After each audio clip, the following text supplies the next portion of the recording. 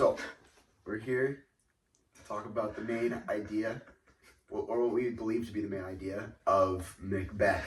Mm-hmm. And we've come to the conclusion that the main idea of Macbeth is the temptation and the corruption of the human heart, and this can be seen several places throughout the story as Macbeth progresses in his not only his character but also in his actions and what he was willing to do in the beginning of the story into what he's willing to do and what he's turned into near the end of the story, you know. Mm-hmm. So Josh, you wanna give us some points, bud? So I feel like one of the major themes of Macbeth that adds on with temptation and his downfall mainly would be betrayal. And that is because in Act 1, Scene 7, when Macbeth is having inflections about killing Duncan, he says, quote, I believe that one of the major themes about Macbeth, and more specifically his downfall, would be betrayal. Because in in Act 1, Scene 7, Macbeth is having inflections about killing King Duncan. He says, quote, I have no spur to prick the sides of my intent, but only vaulting. And then in Act 2, Scene 2, after Macbeth kills Duncan, he says, quote, Macbeth does murder sleep. So, right after Macbeth kills Duncan, shit hits the fan. It's an immediate down. No, not immediate, but still a consistent downfall. Because right after, it's he's breaking the natural and moral order of the world around him. And this single act sparks his downfall. I just said that. He becomes paranoid, sleepless, obsessed with securing the throne. His guilt and fear drive him into more violence. He kills Banquo, attacking Macduff's family and ruling as a tyrant. And these consequences grow directly out of this betrayal with King Duncan. And that's my point. Okay, yeah. I like what you're saying, Josh. I think it really him killing Duncan is it's a powerful moment for him, because it's Duncan up until then was a person that he had a lot of admiration for, and is the least person that you would think he would ever even think of killing, It's so completely out of character for Macbeth. And even at this point we haven't really spent a lot of time with Macbeth. Obviously he's the titular character, we know who he is, we know about him, but we still haven't spent a lot. The play isn't that long, we haven't spent a lot of time with Macbeth.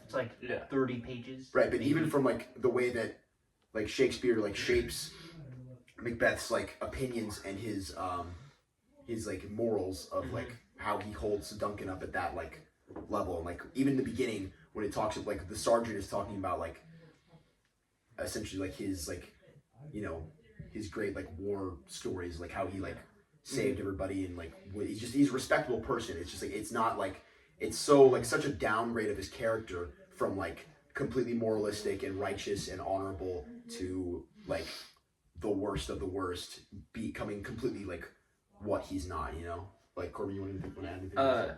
Yeah, I just think mainly focusing on the point of when he killed Duncan, how that's just such a big mainly focused on the point where he killed Duncan, how that's such a focal point of the story. So how because as soon as he did it, he went from going to this kind of confident, very uplifted character to a very nervous wreck, and he just started to fall apart as a character, and it's it just kind of started torment him mentally. Yeah. And he just completely changed in the dynamic of his character. Mm-hmm. And honestly, that kind of leads into my first point.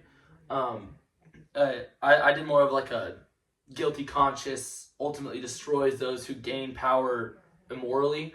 And so one part that shows that is after Macbeth ended up killing Duncan, it was Act 2, seen to specifically, after he killed Duncan, he had immediate guilt, which is shown by him like keeping the blood on his hands and like he's freaking out. He just doesn't know what to do. And then he says, "I'm afraid to think what I have done. Look onto it again, I dare not." So he's like immediately regretting, and mentally he's just completely thrown off. And like his entire dynamic as a character changed, and that like guilty conscience just absolutely overthrew him as a person. It ended up like making him tumble mentally. Yeah. So that's another like interesting thing, like his like emotional state at that point, you know, where it's Yeah. like you can tell that like he's been broken. Like obviously like he did the things, but like it's still like it wasn't like it was not like directly his fault, you know, like there's a lot of like build up from specifically the witches, you know, and like how they were incited a lot of like jealousy and like power hunger in him, you know, and like also his wife Lady Macbeth, who almost maybe wants the power like a little bit more than Macbeth, you know, and like manipulates him into thinking that like this is the right thing to do.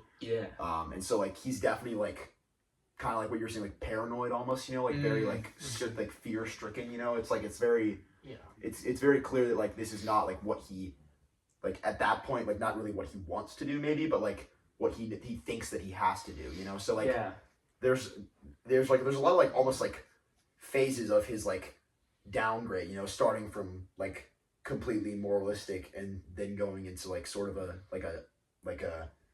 fear stage, almost like a paranoia stage, and then just complete like chaotic insanity. Just, murdering out of his mind, you know. And so definitely that's an interesting thing. Josh, you got anything else?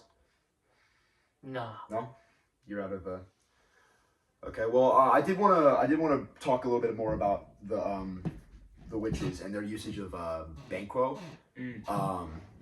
because like in the beginning of the story, Macbeth is like he's with Banquo all the time, and it's very clear that Banquo is his most trusted ally and friend, you know, and like he's the one that goes with him to meet the witches, and it's like the witches are like they serve chaos and like they want chaos, like that's what they're going for, but like it's almost like I don't know if you guys got this like the same thing from me, but like it's almost like because they want chaos, like it's not necessarily like their premonitions aren't necessarily like true. It's just like their manipulation and like their way of speaking is what like makes it become true. You know, it's not like they know that it's going to be true, and so that's like why they tell Macbeth that that Banquo will be greater than him, and because that like incites, you know, a lot of jealousy and a lot of like almost like pride for himself, you know, because like he wants like the throne and he doesn't want anybody else to like have that power over him, and that's what eventually like,